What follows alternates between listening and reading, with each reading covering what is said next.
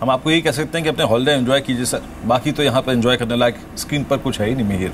अब ये देखिए किस तरीके से एशियन मार्केट्स, हैंग सेंग 750 अंक नीचे, निक्काई लगभग 1100, और इस बीच आपके स्क्रीन पर आप देखें वोटिंग के आंकड़े जो हैं 308 आउट ऑफ 382 कंप्लीटेड, और आपकी स्क्रीन पर जो है 51.62 और 48.33 का आंकड़ा अब ये है रिमेन, और एग्जिट की तरफ आंकड़ा जो है वो स्लिप कर चुका है, डिसाइसिवली कर चुका है। और आपकी स्क्रीन पे जो प्रोबेबिलिटी का आंकड़ा है नीचे के, आप देखिए थोड़ा सा नीचे की तरफ एम्फेसाइज कीजिएगा, 98% में ही देखिए आप किस तरीके से ये जो प्रोबेबिलिटी की फिगर्स है पलटी हैं।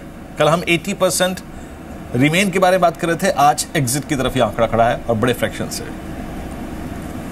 जी हाँ बिल्कुल, और अब क्योंकि 310 जितनी काउंटीज के नतीजे आ चुके हैं तो ये भी कहना गलत होगा कि अभी पूरा पिक्चर रिफ्लेक्ट नहीं हो रहा है। सो आई थिंक यही चीज़ अब मार्केट में फैक्टर इन हो रही है। और आज सुबह इनफैक्ट जब हम बात कर रहे थे तब मैं यही कह रहा था कि एक बार 200, 150, 200, 250 काउंटीज के नतीजे आ जाने के बाद भी अगर रुझान एग्जिट का रहता है then there will be panic, जो कि इस समय एशियन मार्केट्स में देखने को मिल रहा है। आप देखिए कल हम बात कर रहे थे निफ्टी पर 8080 के लेवल की, SGX निफ्टी ऑलरेडी 8050 के करीब है और 8000 का लेवल आज टेस्ट हो भी सकता है। ऑलरेडी 250 पॉइंट नीचे SGX निफ्टी ट्रेड कर रहा है। सुनील, एट दिस पॉइंट जो लोग इस हफ्ते इस उम्मीद में जी रहे थे एग्जिट पोल के बाद कि शायद नहीं होगा ब्रेक्जिट, उनको क्या करना चाहिए?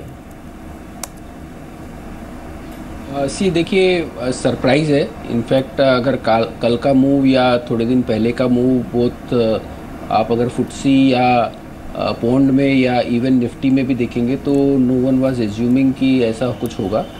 तो मुझे लगता है कि इम्पैक्ट इसका ज़्यादा रहेगा डेफिनेटली, क्योंकि जो गेन है पहले वो लॉस होगा और फिर इम्पैक्ट जो इसका जो निगेटिव इम्पैक्ट है उसका इम्पैक्ट आएगा। तो ओवरऑल मुझे लगता है कि ओपनिंग के बाद में भी मार्केट में प्रेशर रह सकता है।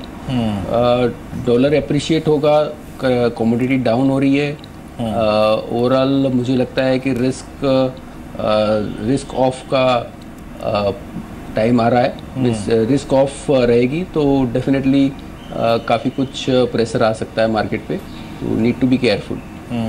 इस बीच में आपको थोड़ा सा इंडिकेटिव एक्शन का क्रैक समझाता हूं। और मेरे ऑलमोस्ट आप देखिए 250 अंक नीचे इस वक्त 8029 के स्तर पे निफ्टी। और अगर आप परसेंटेज टर्म में देखें जो स्टॉक सबसे ज्यादा नुकसान लेके खड़े हैं इस क्रम में सबसे ऊपर टाटा मोटर्स DVR, ये दोनों स्टॉक्स 10% नीचे, टाटा स्टील लगभग 8% नीचे, SBI लगभग 5.25% नीचे, और साथ ही साथ ICICI बैंक लगभग 5%, BOB लगभग 4.5%, एक्सिस बैंक लगभग 4.5%, इंडसइंड बैंक लगभग 4.5%। यानी Tata steel, Tata Motors DVR, और उसके बाद क्रमबद्ध तरीके से अगर आप देखें पूरा का पूरा बैंकिंग, मेटल्स, बैंकिंग, ऑटो में अगर आप देखें टाटा मोटर्स DVR इस वक्त एक्सट्रीम और हैवी लॉसेस के साथ।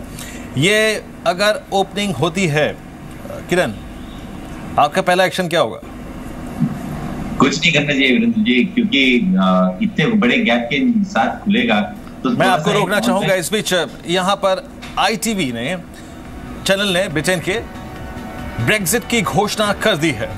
तो अब ब्रेक्जिट जिस चीज को लेकर हम बीते अगर आप देखें 2 महीने से बात कर रहे थे, ब्रेक्जिट क्या होगा, ब्रेक्जिट क्या होगा, ब्रिटेन की जनता का मत, लेकिन अब फाइनली अगर आप देखें कल, और इस बीच BBC ने भी अगर आप देखें पुष्टि कर दी है ब्रेक्जिट की।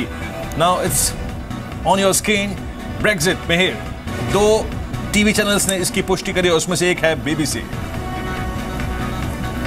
एब्सोल्युटली, अब इससे बड़ी खबर नहीं हो सकती है क्योंकि BBC is not known for preempting any news. अगर BBC ये कह रहा है कि ब्रेक्जिट हो गया है या होने वाला है तो इसका क्लियर इंडिकेशन ये है कि जिन बाकी काउंटीज के नतीजा आना बाकी है या फिर जहां पर काउंटिंग चल रही है, काउंटिंग इज अंडर वे, वहां पर भी जो रुझान है वो इस समय ब्रेक्जिट के पक्ष में ही जा रहा है। क्योंकि अभी अभी हमने जो ताज़ा आंकड़े ब्लूमबर्ग से देखे थे उसमें भी ऑलमोस्ट 52% लोगों का ये कहना था कि 52% रुझान ब्रेकिंग की तरफ था। लेकिन इस बीच मार्केट्स की शुरुआत हुई है। बिल्कुल, बताइए वीरेंद्र।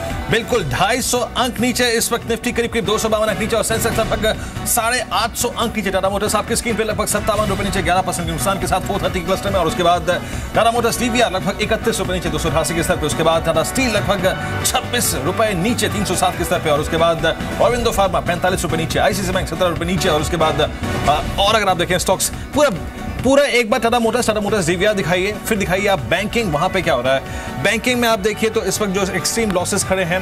और साथ ही साथ में आई थिंक एक इंडेक्स का तो जिक्र करना ही भूल गया कि निफ्टी बैंक एग्जैक्टली क्या कर रहा है। निफ्टी बैंक आपकी स्क्रीन पर ऑलमोस्ट आप देखिए तो इस वक्त हैवी लॉसेस के साथ निफ्टी बैंक 650 अंक नीचे 17,222 के स्तर पे।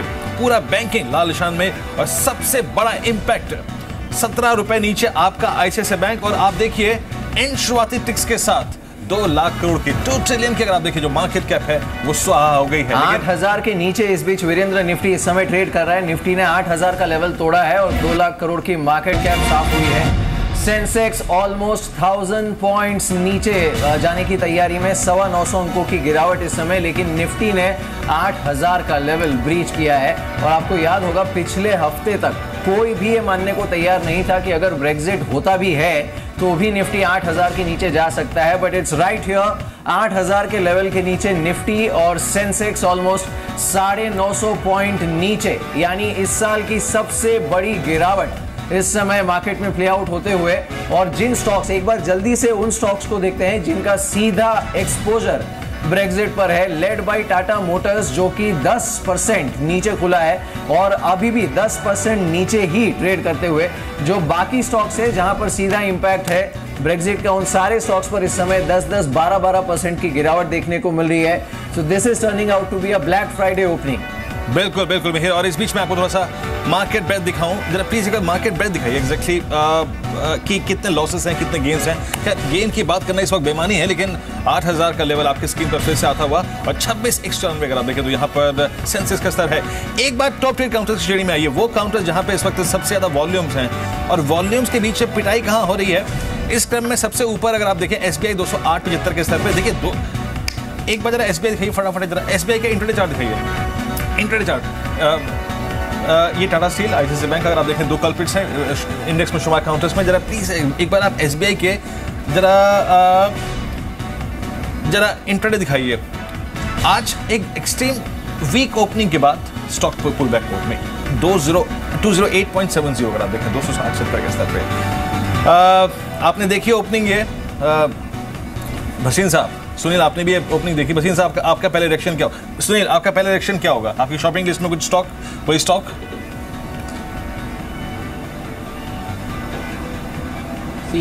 मैं थोड़ा वेट करना चाहूँगा।